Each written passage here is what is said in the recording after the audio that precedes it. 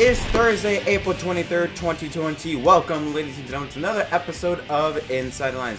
I'm your host, Jack Cross, and today it's going to be a little quick episode. We have 3 stories to talk about here today.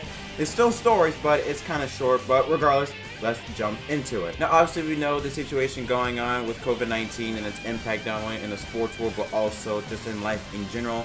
And I said it earlier on in previous episodes on how the longer this virus goes on and this lockdown continues, more than likely teams are going to have to start shutting down. And it looks like maybe that one Sprint Cup Series team might be going down. And I'm talking about NBM Motorsports. That's right, NBM Motorsports, a team that Timmy Hill is on. He's been sort of like that breakout star in the eNASCAR iRacing scene going on. One at Texas, been running the top 3 almost every race so far that they have competed on.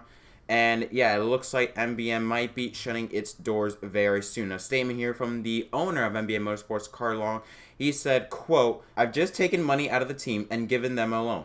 And hopefully they get reimbursed from the government," he says. "If they don't, it'll just be money we threw out the door. But they're a part of this team." And this is because yesterday, at the time of recording, it was reported that he laid off all of its workers and is now giving them loans in order to help them stay financially, just to give them something during these difficult times. And it sucks. It really does suck. I mean, specifically because of what's been going on in the iRacing scene, like, oh, Timmy Hill, good story, feel a good story. You got sponsors coming in, Pit Boss coming in now to help sponsor Timmy Hill. Maybe this could lead to a partnership on the racetrack.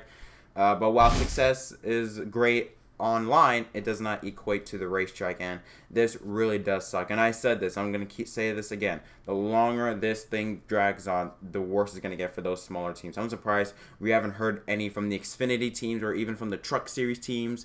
I haven't, again, we heard maybe one Xfinity team shut down its doors. I'm surprised we haven't heard more, but who knows, as time goes on, we might see more of these stories start to pop up later on. Our next story revolves around a certain driver making a return to the NASCAR series. Well, virtual series. Yes, I'm talking about 4-time Cup Series champion and current Fox Sports broadcaster Jeff Gordon. He announced on Wednesday night's iRacing event on FS1 that he will be competing in Sunday's eNASCAR iRacing Pro Invitational event at the Talladega Superspeedway. What car will he be racing in? Well, it's not been confirmed. More than likely, it might be in the 24 car, depending on what happens with William Byron. But there are rumors floating around of a certain little paint scheme that he might be running. When I flash on screen, I'm talking about the 1997 T-Rex car that he ran in the All-Star race. I mean, even the Gen 6 car, that thing is a thing of beauty. Now, that's rumor. That's not been confirmed. We could, more than likely, we might see him in the 24 car. I don't know if the iRacing officials allow 2 24 cars, or I don't know the situation, what's going to happen. But we do know Gordon's returning to NASCAR's top division in the Cup Series, the Pro Invitational Series, and will be racing at Talladega. I'm not sure if he's going to be competing or what's going to happen with him on the broadcast, because usually Clinton Boyer is in the driver's seat doing the commentating and racing. I don't know if Boyer's going to be stepping aside and Gordon's going to take his place, or I don't know what's going to happen, but it is cool to see drivers returning to the series or returning to racing online with other Cup drivers. We also heard from Tony Stewart in an interview he did with Lindsey Zarniak on NASCAR Race Hub yesterday that he's also, while he enjoys watching the iRacing mainly because of Clinton Boyer, he also wants to get involved and actually race in the Pro Invitational Series later on in the coming week. So again, it's nice to see these drivers come out of retirement, just come along and race with the current Cup drivers, like what Bob Labonte has done, Dale Earnhardt Jr. has done, and much more. And now our final story. I told you this was a very quick episode of Inside the Lines.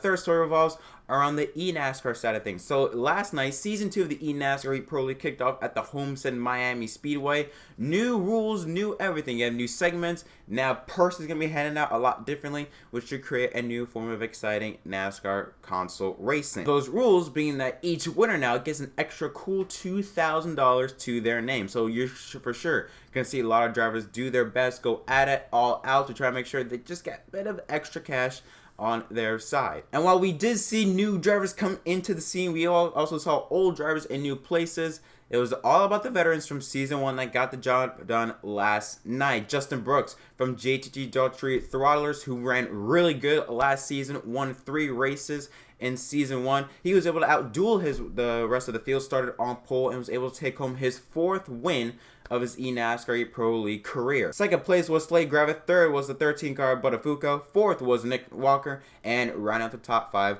was 𝘲𝘲𝙀𝙀. On the PlayStation side of things, it was a very clean but entertaining race that night, which saw a driver go to victory lane for the first time in his career. So near the closing laps of the race, it looked like Joey Stone was able to take home the race victory. He had a nice seizable gap and looked like he was going to take home the trophy. However, something happened. I don't know if he ran out of fuel or what, but he had to forfeit the lead and come onto pit road with 8 laps to go. And that set up a 2-man duel between the 25 car Nick Jobs and the brand new Ally Rapp and the 14 car of Brandon Gritton from Stewart-Haas. On that same lap, Jobs entered the turn 3 on the outside lane with the lead and was able to clear Gritton and would sail on to his very first eNASCAR Heat Pro League victory for Hendrick Motorsports GC. Mike Brass, another driver who struggled throughout the first season, comes home in second, Jason Mitchell in third, Matthew Billingsley in fourth, and Maxwell Castro rounds out the top 5. Conclude this episode of Inside Line. Guys, if you guys enjoyed this video, please leave a like. Tell me in the comment section down below what are you guys' thoughts on any of the stories I talked about in this episode.